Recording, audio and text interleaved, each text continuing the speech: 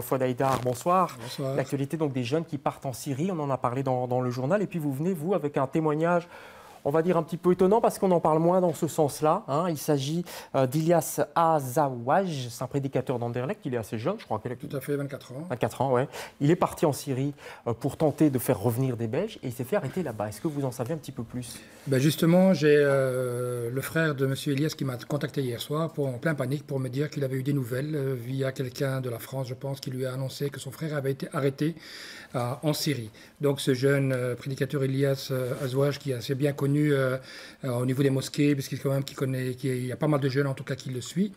Ce jeune a été arrêté en Syrie et d'après les informations que la famille aurait reçues, il aurait été arrêté par un groupe radical On ne sait pas le nom proche. Ils disent il y en a qui parlent de Sharia for Belgium et Sharia for UK.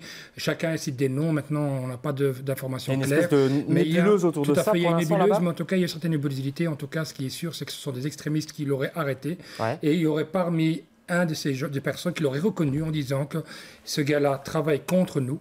Ouais. Et donc, effectivement, ce serait un espion et qu'il faudrait l'arrêter. D'accord, mais comment sait-on ça, Fouad Haïdar? Comment on peut savoir ça de Bruxelles? On a l'impression qu'effectivement, c'est une nébuleuse là-bas, et vous venez avec des informations plutôt précises. Donc, tout à fait, mais effectivement, la famille apparemment a eu contact avec quelqu'un de France, c'est quelqu'un en Belgique qui leur aurait informé la famille, et ils sont venus me voir, me dire, écoutez, voilà les informations qu'on a reçues, notre frère aurait été arrêté, ouais. Et non seulement il a été arrêté, mais apparemment maltraité, et puis apparemment, il y aurait une espèce de tribunal qui a été mis en place là-bas. Un tribunal quoi, islamiste? Un tribunal islamique, ouais. Qui aujourd'hui ou demain devrait déclarer une peine. On a entendu certaines personnes déclarer une peine de mort, puisqu'effectivement, il serait un traître à la communauté musulmane, ce qui est très grave, effectivement. Pour outrage à l'islam, c'est ça, outrage à l'islam. Donc ça, c'est une faute reconnue par un tribunal, qui peut être reconnue par un tribunal islamique, outrage à l'islam. Je suis pas théologien, je m'y connais pas bien, et donc je ne vais pas rentrer dans ces détails-là, mais en tout cas, il y a une chose qui est sûre, c'est qu'aujourd'hui, il y a des gens qui se sont permis de prendre le droit dans leurs mains et de décider de vie ou de mort d'une personne.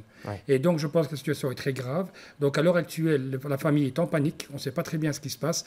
Donc, ils ont essayé effectivement de prendre contact avec différentes personnes, notamment avec le cher Bassam Ayachi qui est à Bruxelles. Ouais, qui a fait un communiqué d'ailleurs aujourd'hui. Lui propose d'ailleurs d'aller le rechercher. Tout à fait. Il proposait carrément d'aller chez lui, sur place, aller le chercher. Ouais. Et il demande un visa au gouvernement belge parce qu'il n'en a pas pour aller en Turquie. Tout à fait. Et donc, effectivement. Ça vous paraît sérieux, ça?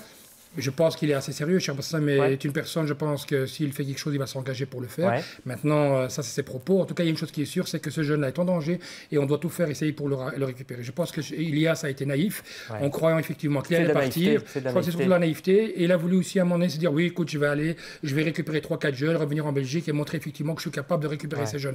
Mais malheureusement, ces jeunes-là n'écoutent même pas ses propres parents. Effectivement, mais le problème qui se passe, c'est qu'il y a des jeunes, effectivement, dont les parents les ont eu au téléphone.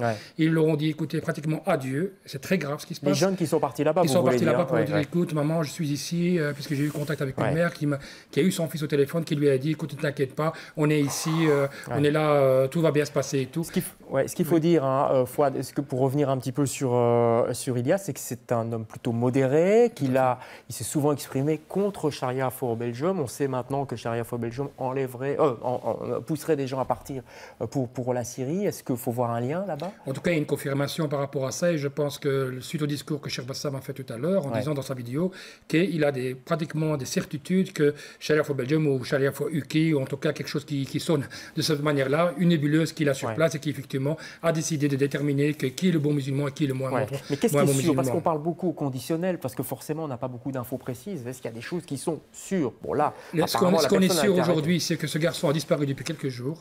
Ça, on est sûr. On est sûr qu'il était en Turquie, qu'après quelques jours, il a disparu. Qu'effectivement, il avait parlé avec un ami en lui disant qu'il allait essayer de faire tout ce qu'il pouvait pour essayer de convaincre des jeunes de revenir. Ça, c'est ce qu'on est sûr.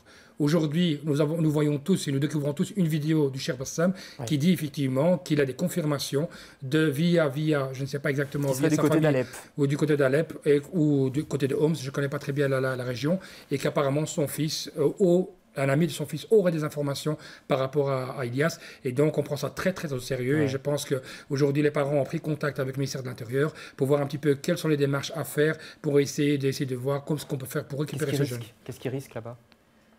Écoutez, qu'est-ce qui risque? En tout cas, les sentences sont très lourdes, puisqu'on entend, d'après ce qu'on entendrait de Cheikh Bassam, c'est qu'il aurait entendu on l'exécuterait. C'est très grave ce qui se passe. Donc on parle au conditionnel, mais je veux dire que les gens, les parents ont les genoux par terre. Je veux dire, c'est une catastrophe. Je veux dire, il a voulu faire une initiative positive et il se retrouve, il va en payer avec sa vie. C'est très grave. C'est un jeune qui est encore un jeune fleuron. Pour conclure, Fouad, qu'est-ce qu'on peut tirer comme conclusion, justement, c'est le cas de le dire par rapport à ça. Est-ce qu'on peut dire surtout n'allez pas pour l'instant là-bas en Syrie pour Il faut certainement pas aller en Syrie.